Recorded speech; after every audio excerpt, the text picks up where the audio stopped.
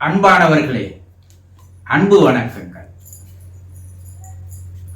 நம்மவர் இறப்போடு நம்மை பற்றிய நினைவுகள் இறந்து போகுமா என்று ஒரு அன்பர் கேள்வி கேட்டிருக்கிறார். இந்த நம்மவர் என்பவர் யார்? நம்முடைய குடும்பத்தில் தாயோ தகப்பனோ, கணவனோ மனைவியோ, அண்ணனோ தம்பியோ, அக்காலோ தங்கையோ அல்லது குழந்தைகளோ, யாரோ ஒருவர் இறந்து போகிறார் என்று வைப்போம். இறந்து இருக்கிறார். அப்போ அவர்கள் நம்மவர்கள் தானே, நம் குடும்பத்தினர் தானே, நம் உறவு தானே. அப்படி இறந்து போகிற அவர்களுக்கு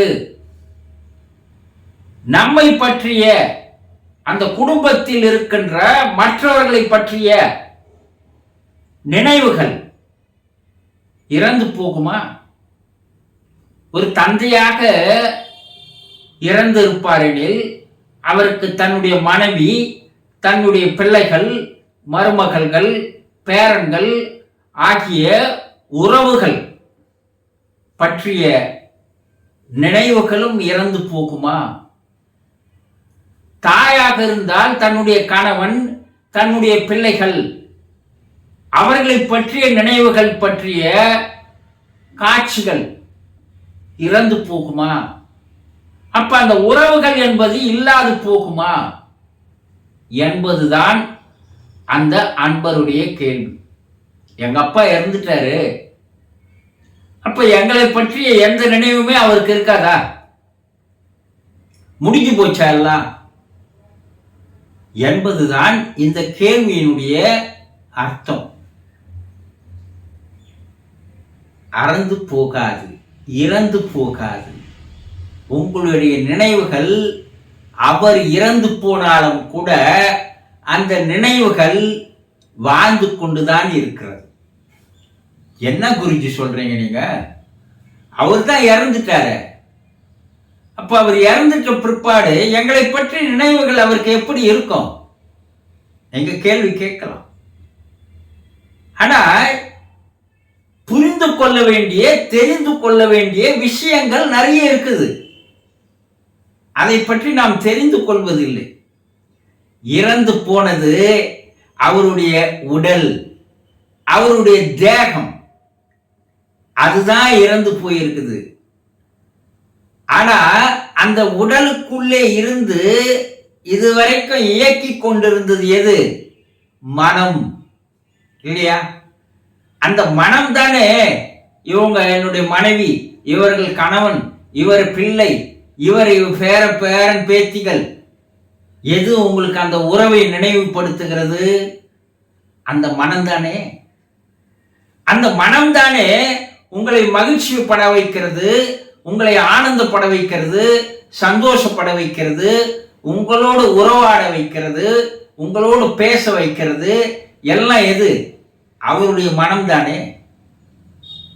அப்ப உடல் மட்டுமா? அந்த உடலை இயக்கி வந்தது எது? மனம் தானே.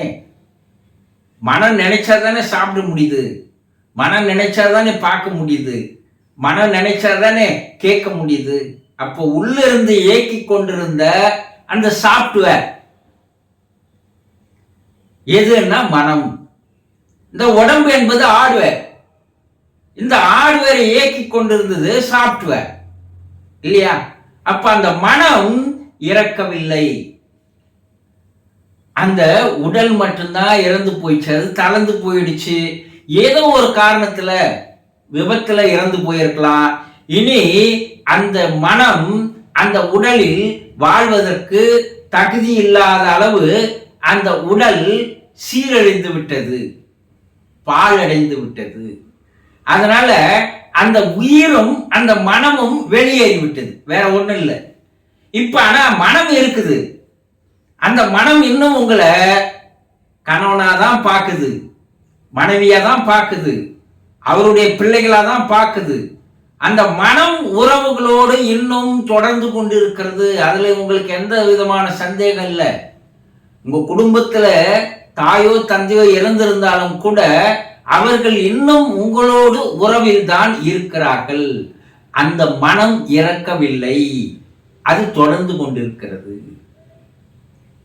அந்த மனம் இருப்பதால் தான் உங்களுக்கு நம்முடைய ரிஷிகள், முனிவர்கள், யோகிகள் எல்லாம் அவர்களுக்கு 14ஆம் நாள் ஒரு சடங்கு, வருடம் முழுதும் ஒரு சடங்கு, முடிந்தவுடன் ஒரு சடங்கு என்று பல்வேறு சடங்குகளை ஏன் வைத்தார்கள் என்றால், அவர்கள் மனம் இயங்கிக் கொண்டிருக்கிறது, உங்களோடு உறவாடி கொண்டிருக்கிறது, உங்களோடு உறவில் இருக்கிறது.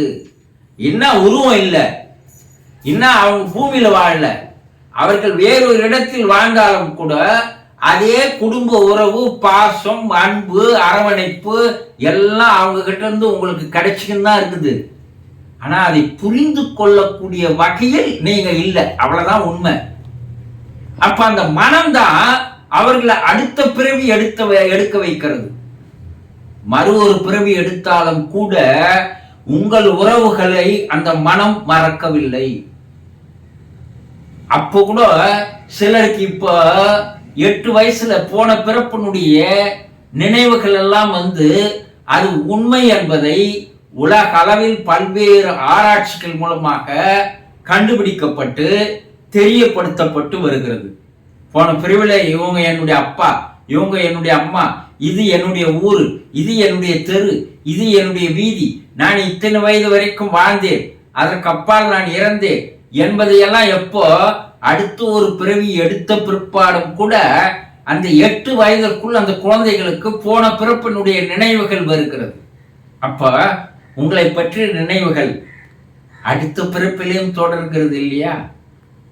அப்ப உங்கள் குடும்பத்தில் தாயோ தந்தையோ இறந்து போயிருந்தாலும், கணவனோ மனைவியோ இறந்து போயிருந்தாலும், யாரோ ஒரு அங்கத்தினர் இறந்து போயிருந்தாலும் அவர்களுடைய மனம் இறக்கவில்லை, அவர்களுடைய உடல் தான் இறந்து போனது.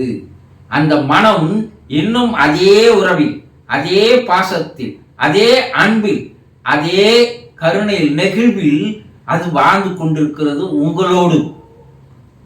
புரிந்து கொண்டீர்களா? சந்தோஷம்.